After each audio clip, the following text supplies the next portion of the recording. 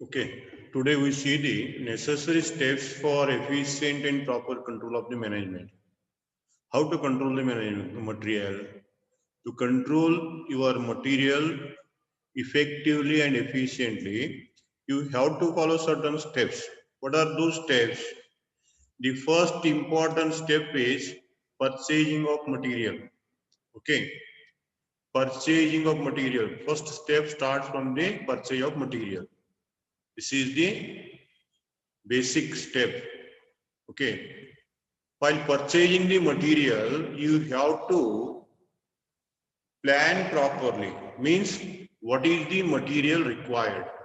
What is the material required and where that material is available and how to purchase that material and who are the suppliers, at what rate it is available, the price, at what rate it is available and when it is available or when it is required and how to procure that material. Regarding these questions, you have to take a decision well in advance, purchasing of material. Therefore, one special person or expert is to be appointed as purchase manager. Purchase manager. He is to purchase the requirements of the business concern. And before going to purchase blindly, he has to make certain plans. That is called as purchase policy. Purchase policy. That purchase manager, first of all, he should receive the requirements of the production department. Requirements of the production department.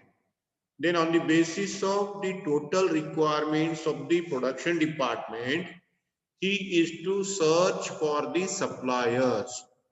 Once he searches the suppliers, then he study regarding the promptness of the supplier, regarding the quality of the material, regarding the quantity of the material, regarding the terms and conditions of the suppliers, he has to study. Once he studied the suppliers, their availability, their quantity, their rate, the terms and conditions, then he is to select one best supplier. He is to select one best supplier. Then after selecting the best supplier, then he has to place an order. He has to place an order with that supplier. That is called as proper planning regarding the purchase. Okay, therefore, before going to purchase the requirement blindly, you have to think well in advance regarding the quantity required, the number of suppliers, then availability of the raw material, price of the material, then the continuity of supply. All these points are to be studied well in advance. That is called as efficient and proper purchase. Okay, the first step you take this. Once you place the order for the supply systematically, then the supplier supply the raw material. Supply the raw material. Then whatever you ordered, you don't receive it as it is. Before receiving that material, once the supply is made by the supplier, you have to receive it. How to receive it means you have to receive that material and inspect the material. Whether the supply is in accordance with the order or not. In accordance with your order placed or not.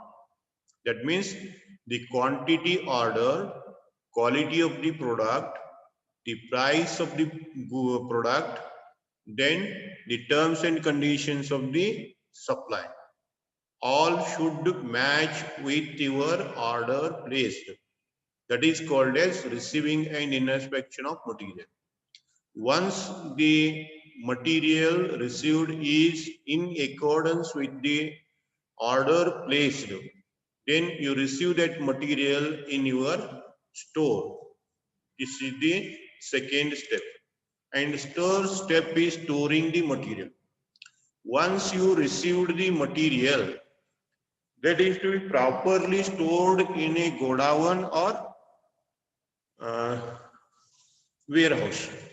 You have to store that material in the warehouse properly. How to store?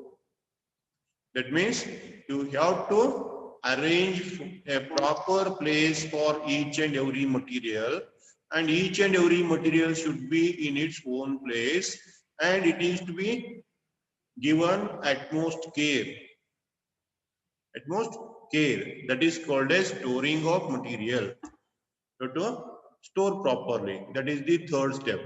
Purchase properly, receive it properly, and store it properly, then issue of material to the production department properly. The issue of material from the godown or warehouse to the production department for the purpose of producing the product, you have to give certain care. You have to give a certain care regarding issuing. You have to consider certain points regarding the nature of the material, whether the material is perishable nature or non-perishable in nature, whether the material is fluctuating price or fixed price one, whether the material is costly or not costly. That is to be taken into consideration while issuing material to the production department. Suppose the material is perishable nature, then you issue the old stock first, then the fresh stock. Okay, this is the point you have to remember regarding the issuing the material.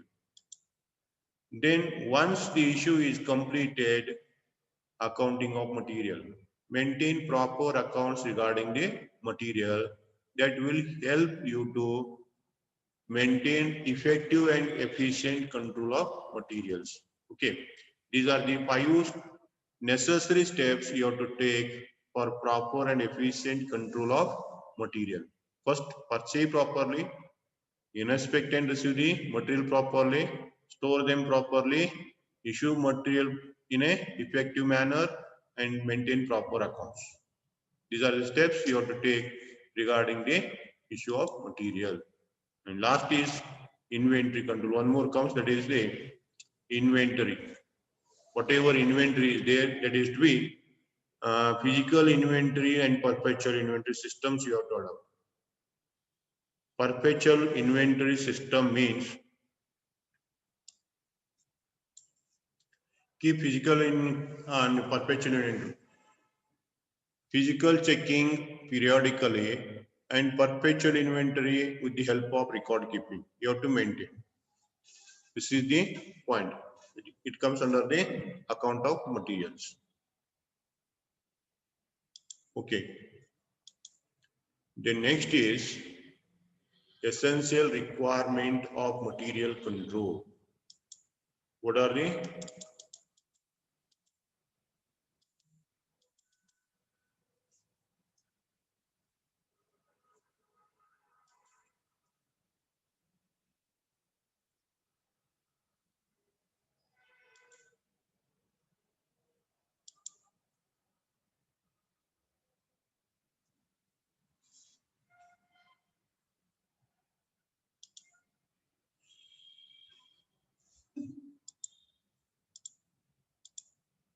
Essential requirement of material control.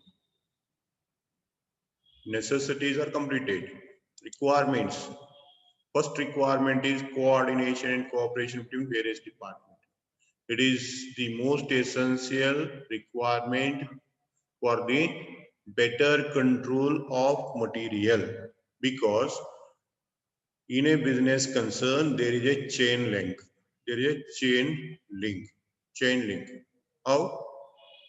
Supplier supply the material, purchase manager purchases, storekeeper stores in the godown, and production manager use the material for production. Okay, and sales manager sell the product. There is a chain of 5 people. There is a chain of 5 people.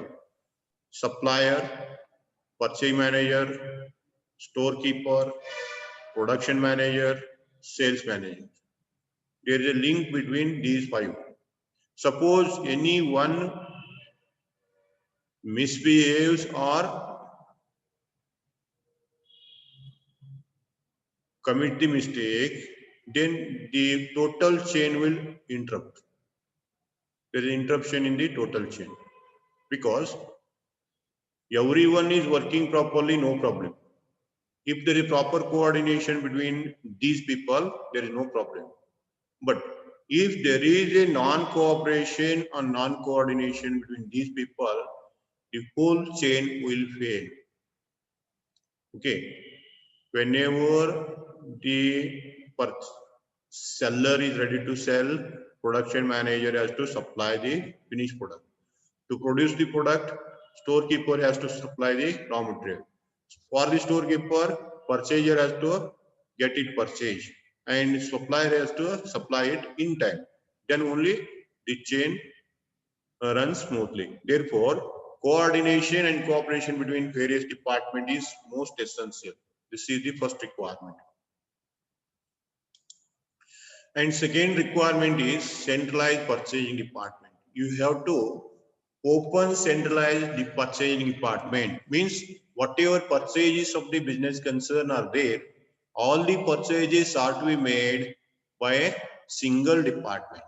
Because if the single department is established to make purchases, that department collects the requirements or that department becomes the expertise department and they are the expert people regarding uh, purchases. They can gather information from the outsiders regarding the suppliers. They can gather information regarding the price. They can gather information regarding the good suppliers or best suppliers, like that. They can collect and they can purchase smoothly because they are expert one. Therefore, centralized purchasing is essential. It is the second one. Then next is classification and codification. Classification means you have to classify the different raw materials you use. And giving codification means giving alphabetically or numerical numbers for each material or each classified material is essential.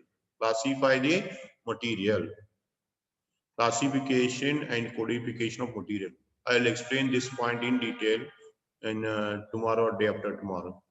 This is the classification, codification is the important aspect. I'll explain it in detail in the next class. And proper planning, properly planned material requisition. Properly planned material requisition. What is properly planned material requisition? Material requisition means it is the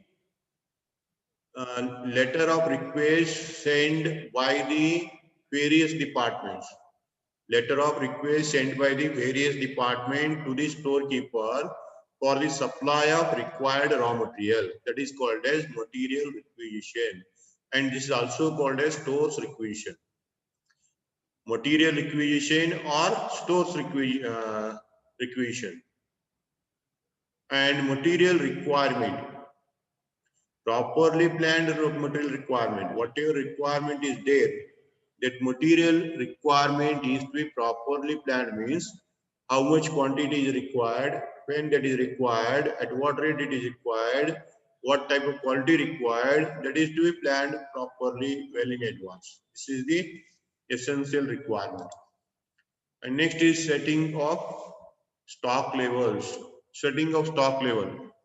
You have set the stock levels. Stock levels means what is the minimum quantity to be stored in the Godown, what is the maximum quantity to be stored in the Godown, what is the average stock we have to maintain, and what is the order when we have to place the order for the supply of new stock, and what is the danger level of your store. These are coming under the setting of stock levels. I'll explain this point once again. Setting of stock level means you have to fix the levels of stock regarding your store. What is the maximum quantity to be stored in the Godown? Then second point, what is the minimum stock to be maintained in the Godown? What is the average stock we have to maintain? Then when we have to place the order, at what level of the store we have to place order for the new stock. Then what is the quantity to be ordered at once? And what is the danger level of yours? Godown. Danger level means if the stock goes down below, if the stock goes below this the level, then there is a problem of production. Okay, setting these levels is called as setting of stock levels. This is also important one. I'll see the different stock levels one by one. Okay. 2 points once again I will take. One is the classification, codification. Another is stock levels. Okay. Then what are the techniques of store control? In these techniques of store control, first you have to fix the levels of stock, already explained. Then determine the economic order quantity. Economic order quantity. What is economic order quantity? Economic order quantity means it is the quantity to be ordered one time. The quantity to be ordered at one time, which will minimize the maintenance cost and ordering cost. There are two types of cost regarding the quantity purchased. Suppose if you purchase certain quantity, to purchase the quantity, you have to bear certain purchase expenses. You have to bear purchase expenses. That is called as ordering cost. That is called as ordering cost. And another one is once you purchase the material, that is to be stored in a godown. Whenever you store the material in the godown, then you have to incur certain maintenance charges. That is the second expense. Okay. These two expenses should be minimized. These two expenses should be minimized and quantity to be ordered. What quantity you orders, what quantity you purchases, to minimize the maintenance charge, to minimize the purchase expenses, that quantity is called as economic order quantity. Economic order quantity. Okay. This is the second technique. And third technique is inventory turnover ratio. Inventory turnover ratio is, it is the ratio between input and output. Inventory turnovers. How many times the input comes and input goes? How many times you have to fill the godown? In a year or in a month or in a quarter? Turn out means comes and goes out. How many days it will take or how many times it takes in a year? Inventory turnover ratio. If the ratio is a small ratio,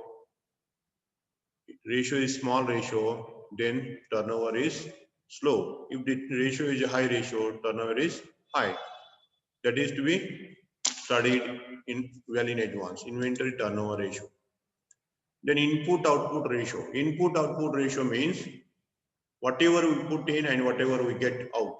Means input means raw material, output means finished product. Input means raw material, output means finished product. What is the relation between these two? For what quantity? What is the quantity of finished product? For example, suppose you gives 1 ton of sugar cane. If you gives 1 ton of sugar cane, you will get 1 quintal of sugar. 1 ton sugar cane produces 1 quintal sugar. Then ratio is for every 1000 kg 100. That is 10:1. This is called as input output ratio. The next is ABC analysis. What is ABC analysis? ABC analysis means the total material in the store, total material of the business concern, total material of the your factory. Total material is classified into 3 categories. Is classified into 3 categories. That is A category, B category, C category. A category material is the highly costly material, which is highly costly material, and its use is very limited. Its use is very limited. Small use with high cost. For example, your silver, gold, like that. A class. And it requires highest control on it. That is called as A category. And B category is a middle one. It is not so costly or not the cheap. Middle one. Average cost. Average cost, and its use is also average one. And you have to take average control over it. And third is C category. C category is the desirable material which is low cost, which is used in abundant, and control is little control is essential. Normal control is essential on that. For example, I'll give you the example of your home. I'll give you the example of your home. In your home, gold is there, silver is there. Okay. Along with that, food grains are there. Costly cloths are there. Food grains are there. Costly cloth is there. And along with that, fodder is there for animals. Okay. It may be grass or any dry crop, etc. Okay. Then gold you keeps in the treasury with locker. That is A class. Then B class means your food grains, your day-to-day usable clothes, occasional clothes are classified under middle class. Okay. Then the fodder, which is for animals, grass, you keep outside the house. Okay. Like that, ABC analysis is there in the business. Okay. So it is called as ABC analysis, or always better control. A means always, B means better, C means control. Always better control analysis. Always better control. Okay. Always better control. ABC analysis. Next is perpetual inventory system. Perpetual inventory system means it is a inventory system which we adopt in our business concern. Continuously verify our product.